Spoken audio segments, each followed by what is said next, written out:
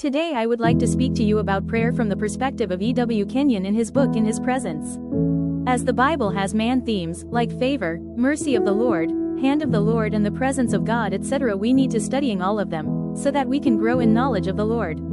It is my desire to help in that.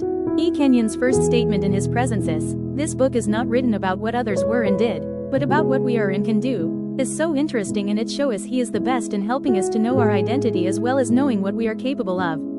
In his first chapter, What Prayer Is, he begins by defining prayer in a simple terms yet profound indeed. He said prayer is born from the sense of need, and need an assurance that need will. He went on to show us that we need to use his word in prayer. He declared that when we quote the word, we quote him, and when we rest on the word, we rest on him. Using Luke chapter 18, he shows us that prayer is a part of God's program for us. I was also glad to know that there is a Bible translation called 20th Century Translation, which he used to bring a point from the woman of the issue of blood in the Synoptic Gospels. And the verse says, "But Jesus answered, no, someone has made a demand upon my ability." E.W. Kenyon then said there cannot be any touching of the Master without him knowing it. In addition, he said when needs touches him, it makes a demand upon his ability to meet that need, and prayer is the way in which we touch him. In his degenation, he went on to show us that prayer is a spiritual exercise in which we labor with him.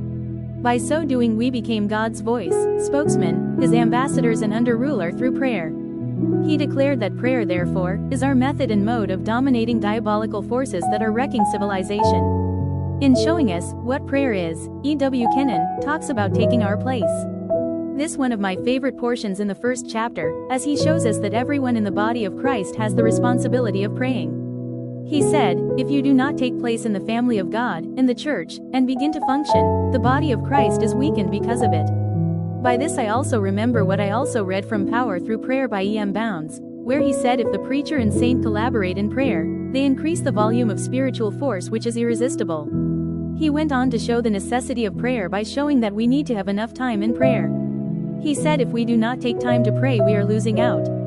And I understand that they may be those who may be giving excuses of not praying because of work. But we need to know that we can pray in our workplaces. He said, you can pray while you work. This is some that I have been practicing when I used to work as a merchandiser. I used to walk in those aisles praying also while displaying products. If there is something we need to do today, is praying. E.W. Kenyon opened my eyes to the importance of prayer by asking us a big question.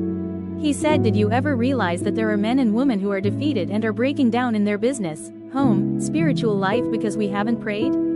He adds, let me change it, because you haven't prayed? He shifts to mothers and said as much there are certain duties which are performed every day by them, the greatest duty which they can do, is to pray for their family. In his words he said, the greatest duty that you will ever perform for your family will be the prayer duty. He conclude taking our place by saying that children are growing up in Christian homes without the restraining power of God over their lives.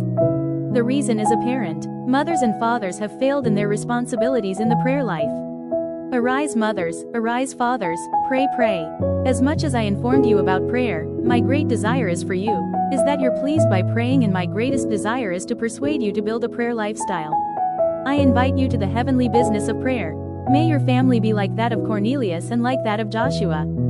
God bless you.